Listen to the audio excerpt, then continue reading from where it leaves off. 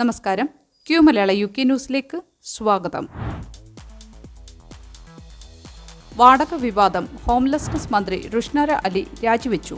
കിഴക്കൻ ലണ്ടനിലെ തന്റെ വാടക വീട് കൈകാര്യം ചെയ്തതിനെ ചൊല്ലിയുയർന്ന വിവാദത്തെ തുടർന്ന് ഹോംലെസ്നെസ് മന്ത്രി റുഷ്നാര അലി രാജിവെച്ചു. വീട് വിൽപ്പനയ്ക്ക് വെച്ചതായി അറിയിച്ച് വാടകക്കാരുടെ കരാർ അവസാനിപ്പിച്ചെങ്കിലും 6 മാസത്തിനുള്ളിൽ £700 വാടക വർദ്ധിപ്പിച്ച് വീട് വീണ്ടും ലിസ്റ്റ് ചെയ്തത് വിവാദമായി. റുഷ്നാര പിന്തുണച്ച വാടകക്കാരുടെ അവകാശ ബിൽ കരാർ അവസാനിപ്പിച്ച് 6 മാസത്തിനുള്ളിൽ വാടകയ്ക്ക് നൽകുന്നത് നിരോധിക്കുന്നു. ഈ ബില്ലിന് വിരുദ്ധമായ നടപടിയാണ് മന്ത്രിയുടേതെന്നാണ് ആരോപണം. 2024 നവംബറിൽ 4 മാസത്തെ നോട്ടീസ് നൽകിയാണ് വാടകക്കാരെ ഒഴിപ്പിച്ചതെന്ന് മുൻ വാടകക്കാരൻ വെളിപ്പെടുത്തി. പ്രധാനമന്ത്രി സർ കീർ സ്റ്റാർമറിന് നൽകിയ രാജിക്കത്തിൽ താൻ നിയമങ്ങൾ പാലിച്ചുവെന്നും തന്റെ സ്ഥാനം വിവാദങ്ങൾക്ക് കാരണമാകാതിരിക്കാനാണ് രാജിയെന്നും റുഷ്നാര വ്യക്തമാക്കി. എന്നാൽ ഈ നീക്കം രാഷ്ട്രീയ വിവാദമായി മാറി മന്ത്രിയുടെ വിശ്വാസ്യതയെ ചോദ്യം ചെയ്തു. മലയാളി യുവാവിനെ UK-യിൽ നിന്ന് നാടുകടത്തിയേക്കും. വിദ്യാർത്ഥി വിസയിൽ UK-യിലെത്തിയ മലയാളി യുവാവിന് ജയിൽ ശിക്ഷയും നാടുകടത്തൽ ഭീഷണിയും. എറണാകുളം വടക്കൻ പരവൂർ സ്വദേശിയായ ആശിഷ് ജോസ് പോൾ എന്ന യുവാവിനാണ് വിദേശിയായ സഹപ്രവർത്തകരോട് പ്രണയാഭ്യർത്ഥന നടത്തിയതിന്റെ പേരിൽ ജയിൽ ശിക്ഷ ലഭിച്ചത്. എന്നാൽ അഭ്യർത്ഥന നിരസിച്ചിട്ടും ശല്യം തുടർന്നതിനാണ് യുവതിയുടെ പരാതിയിന്മേൽ സൗത്ത് വർക്ക് ക്രൗൺ കോടതി ആശിഷ് ജോസ് പോളിന് 6 മാസത്തെ തടവ് ശിക്ഷ വിധിച്ചതെന്നാണ് വിവരം. ലുറ്റാറിറ്റ മാസിയു ലൊണൈറ്റ് എന്ന വിദേശ വനിതയാണ് ആശിഷിനെതിരെ പരാതി നൽകിയത്. ലണ്ടനിലെ സൂവിലെ കോഫി ഷോപ്പിൽ ജോലി ചെയ്യവെയാണ് കേസിൽ ഉൾപ്പെട്ടത്. ഒപ്പം ജോലി ചെയ്ത യുവതിയോട് ആശിഷ് നിരന്തര പ്രണയാഭ്യർത്ഥന നടത്തുകയായിരുന്നു. ഒടുവിൽ നിവൃത്തിയില്ലാതെ യുവതി പോലീസിൽ പരാതി നൽകുകയായിരുന്നു. ഇതിനെ തുടർന്ന് അറസ്റ്റിലായ യുവാവ് ജാമ്യം കിട്ടിയിട്ടും ശല്യം തുടരുകയായിരുന്നു. 2024 ജൂലൈ 7-നും ഡിസംബർ 30-നും ഇടയിൽ 6 മാസത്തോളം തനിക്ക് ഇഷ്ടമില്ലാതിരുന്നിട്ടും ഫോണിലൂടെ ആശിഷ് ശല്യപ്പെടുത്തിയിരുന്നതായി യുവതി നൽകിയ പരാതിയിൽ പറയുന്നു.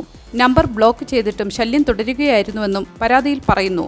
6 മാസത്തെ ജയിൽ ശിക്ഷ കൂടാതെ 20 ദിവസത്തെ റിഹാബിലിറ്റേഷൻ ജോലികൾ ചെയ്യാനും കോടതി നിർദ്ദേശിച്ചു.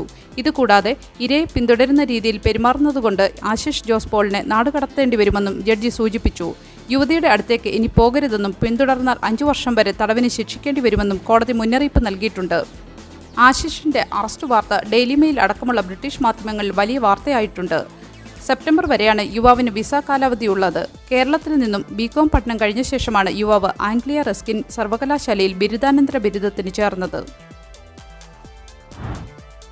International student levy. സർവകലാശാലകൾക്ക് സാമ്പത്തിക ഭാരം.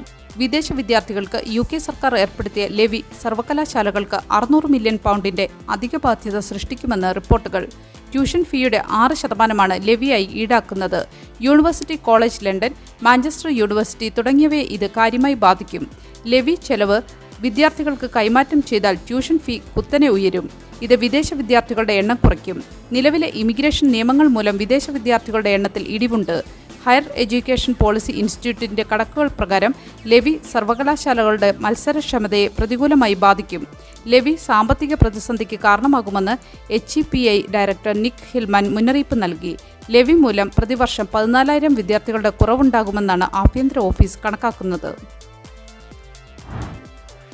പ്രധാന ആരോഗ്യ മേഖലകളിൽ NHS ലെവൽ 7 അപ്രന്റീസ്ഷിപ്പുകൾക്ക് സർക്കാർ സംരക്ഷണം. ഇംഗ്ലണ്ടിലെ NHS ലെവൽ 7 അപ്രന്റീസ്ഷിപ്പുകൾക്ക് 2028-29 വരെ ഫണ്ടിംഗ് ഉറപ്പാക്കി. 2026 ജനുവരി മുതൽ 22 വയസ്സിന് മുകളിലുള്ളവർക്കുള്ള ഈ മാസ്റ്റേഴ്സ് ലെവൽ പ്രോഗ്രാമുകൾക്കുള്ള സർക്കാർ ധനസഹായം നിർത്തലാക്കാനുള്ള തീരുമാനത്തെ തുടർന്നാണ് level 7 health and care apprenticeship mitigation fund പ്രഖ്യാപിച്ചത്. Advance clinical practitioner, specialist community public health nurse, district nurse, clinical associate in psychology, population health intelligence specialist എന്നീ 5 മേഖലകൾക്കാണ് ഫണ്ടിംഗ്. ഏകദേശം £20 മില്യൺ വിലമതിക്കുന്ന ഈ ഫണ്ട് 1574 പേർക്ക് പ്രതിവർഷം പരിശീലനം നൽകും. ഇതിൽ 1146 പേർ അഡ്വാൻസ്ഡ് ക്ലിനിക്കൽ പ്രാക്ടീഷണർ കോഴ്സിനാണ്. NHSന്റെ 10 വർഷത്തെ ആരോഗ്യ പദ്ധതിക്ക് അനിവാര്യമായ ഈ അപ്രന്റീസ്ഷിപ്പുകൾ തൊഴിലാളി വർഗം, തീരദേശ ഗ്രാമീണ സമുദായങ്ങൾക്ക് സാമൂഹിക മൊബിലിറ്റി പ്രോത്സാഹിപ്പിക്കും. ഫണ്ടിംഗ് വിതരണം തൊഴിൽ ആവശ്യകത, പരിശീലനശേഷി, പദ്ധതി മുൻഗണനകൾ എന്നിവയെ ആശ്രയിച്ചായിരിക്കും. നോർത്തേൺ അയർലൻഡ് ഡെമോയിൽ സംശയാസ്പദ വസ്തു കണ്ടെത്തിയതിനെ തുടർന്ന് റോഡുകൾ അടച്ച് വീടുകൾ ഒഴിപ്പിച്ചു. Police service of northern Ireland പരിശോധന നടത്തിവരികയാണ്. ഓക്ക്ഫീൽഡ് ഗാർഡൻസ്, ഓക്ക്ഫീൽഡ് ക്ലോസ്, ഓക്ക്ഫീൽഡ് ഡ്രൈവ് എന്നിവ കിലിമാൻ സ്ട്രീറ്റ് ജംഗ്ഷനിൽ നിന്ന് അടച്ചു. പൊതുജനങ്ങൾ പ്രദേശം ഒഴിവാക്കണമെന്ന് PSNI അഭ്യർത്ഥിച്ചു. ആർമി ടെക്നിക്കൽ ഓഫീസർമാർ സ്ഥലത്ത് തുടരുന്നു. 2 ATO വാഹനങ്ങൾ ഓക്ക്ഫീൽഡ് ഗാർഡൻസിൽ നിർത്തിയിട്ടുണ്ട്. മോയ് GSE ക്ലബ് ഒഴിപ്പിക്കപ്പെട്ടവർക്ക് താമസ സൗകര്യം ഒരുക്കി. കൗൺസിലർ ഡെയ്ട്രെ വർസാനി അന്വേഷണത്തിന് സമയമെടുക്കുമെന്നും എത്രയും വേഗം പരിഹരിക്കപ്പെടുമെന്നും പ്രതീക്ഷിക്കുന്നതായി പറഞ്ഞു. നിക്കോള സ്റ്റേർജന്റെ ആത്മകഥ. അറസ്റ്റ് ജീവിതത്തിലെ ഏറ്റവും മോശം ദിനമായിരുന്നുവെന്ന് വെളിപ്പെടുത്തൽ.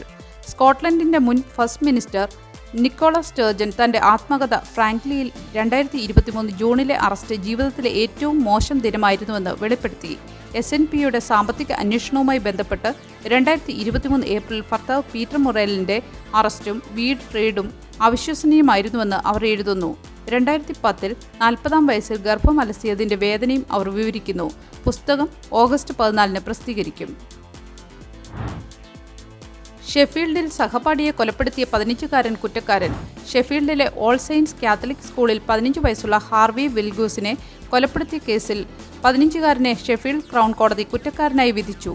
പ്രതിയുടെ പേര് പ്രായം കണക്കിലെടുത്ത് വെളിപ്പെടുത്തിയിട്ടില്ല. സ്കൂൾ പരിസരത്ത് കത്തി കൈവശം വെച്ചതിന് കുറ്റക്കാരനാണെന്ന് കോടതി കണ്ടെത്തി.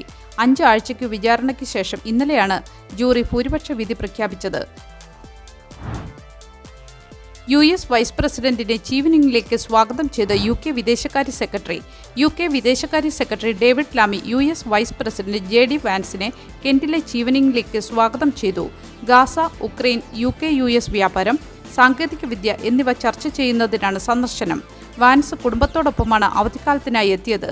ഗാസയിൽ മാനുഷിക സഹായം എത്തിക്കാനും ഹമാസിന്റെ ഭീഷണി ഇല്ലാതാക്കാനും US ശ്രമിക്കുന്നുവെന്ന് വാൻസ് പറഞ്ഞു. എന്നാൽ പലസ്തീൻ രാഷ്ട്രത്തെ അംഗീകരിക്കാനുള്ള പദ്ധതികളില്ല.